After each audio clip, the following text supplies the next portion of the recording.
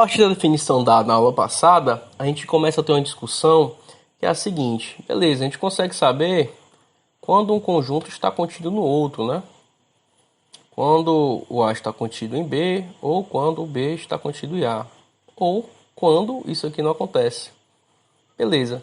Mas aí, quando que eu vou saber que esses dois conjuntos eles são iguais, né? Quando que eu vou saber que essa inclusão implica que eu estou trabalhando com o mesmo conjunto?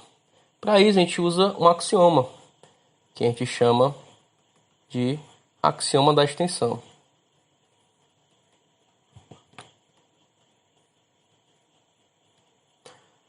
O axioma da extensão diz o seguinte, né?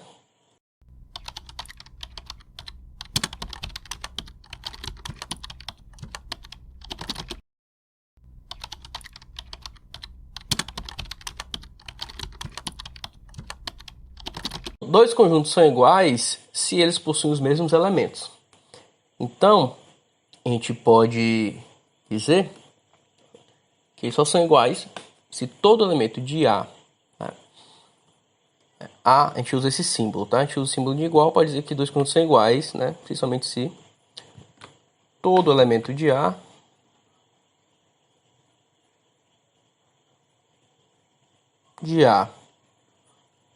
é também elemento de B.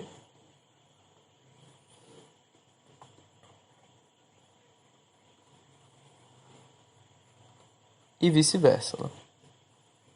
E vice-versa.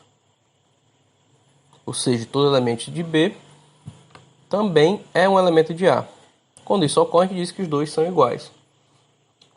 E agora a gente vai provar o nosso primeiro resultado, né? Até agora a gente só chegou definindo e usando os axiomas e princípios. Agora a gente vai provar proposição, né? Proposição 1. Que os nossos conjuntos eles fazem algumas coisas. Nesse caso a gente vai provar que a relação de inclusão ela é reflexiva, é antissimétrica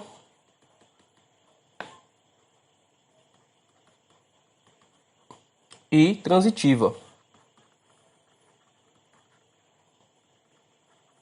Ou seja, a reflexão, né? A gente fala de propriedade reflexiva. Isso quer dizer o quê? Que A está contido em A para todo A. Esse símbolozinho significa para todo. Para todo. Ou para qualquer.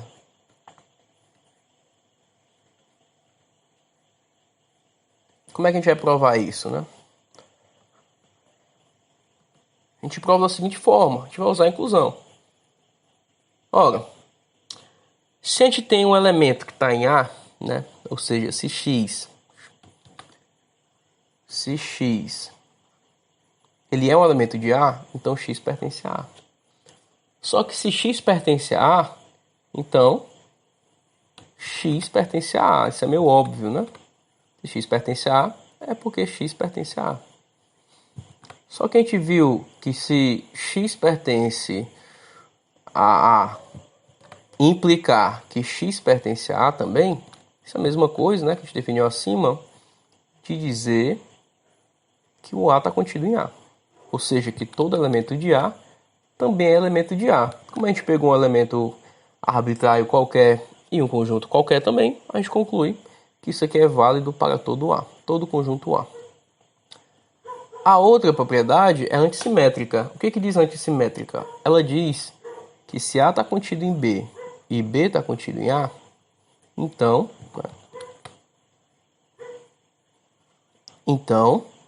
o A é igual ao B. Certo? Como é que a gente vai provar? De uma forma parecida, né? A gente vai usar a inclusão, nossa definição de inclusão. Ora, a gente tem que o A está contido em B. Ou seja, pela definição, todo elemento de A é também elemento de B. Então, x pertence a B. Além disso, a gente tem que B está contido em A. Ou seja, isso aqui acontece e todo elemento de B é elemento de A.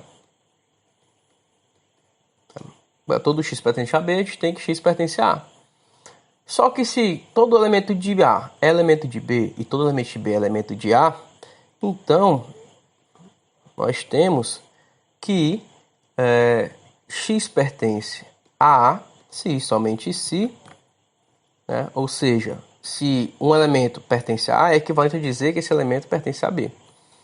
Só que se a gente fizer isso para todo elemento, isso só é possível se A for igual a B. Por quê? Porque o axioma nos diz, o axioma da extensão, que se todo elemento de um conjunto, aliás, ele diz que dois conjuntos são iguais se todos os elementos, né, entre eles forem o mesmo. Então aqui a gente está acabando de ver isso, que a gente tem que os elementos são os mesmos. Se está em A, porque vai estar em B, então vão ser todos os elementos iguais. Então a gente conclui que o conjunto A tem que ser igual ao conjunto B. Dessa propriedade antissimétrica e do axioma da extensão, a gente conclui que o conjunto A é igual ao conjunto B se e somente se, né, isso aqui ocorre, né? A está contido em B e B está contido em A. Ou seja, dizer que A é igual a B é equivalente a dizer que o A está contido em B e o B está contido em A. A gente usa isso toda vida que a gente quiser provar que dois conjuntos são iguais, né? Toda vez que a gente quiser provar que dois conjuntos são iguais, a gente usa essa proposição. E por fim, a gente vai provar a transitividade. O que é a transitividade? A transitividade é a seguinte: se eu tiver um conjunto A que está contido em B e um conjunto B que está contido em C, então devemos ter o A contido em C. Para provar isso, novamente, a gente vai utilizar o que a gente já viu, que é a definição. Ora, se A está contido em B, é porque todo elemento de X, de A, é também um elemento de B. Então, para todo x pertencente a A, temos x pertencente a B. Só que o B está contido em C. Ou seja, todo elemento de X, todo elemento de B é também, implica, né, que é um elemento de C. Daí a gente tem uma coisa, né? Se X pertence a A, então o X vai pertencer ao B também. Só que daqui, ó, todo X pertencente a B, ele vai pertencer a C. Daí a gente tem a seguinte coisa, né? A gente tem que X pertence a A, implica que X pertence a B, só que isso implica que X pertence a C. No final das contas, a gente tem que se um elemento está em A, é porque esse elemento vai estar também em C. Então, a gente consegue que se X pertence a A, então X pertence a C. Só que isso daqui é justamente a definição, né? Logo, o A está contido em C, que é justamente a definição de continência, né? Está contido.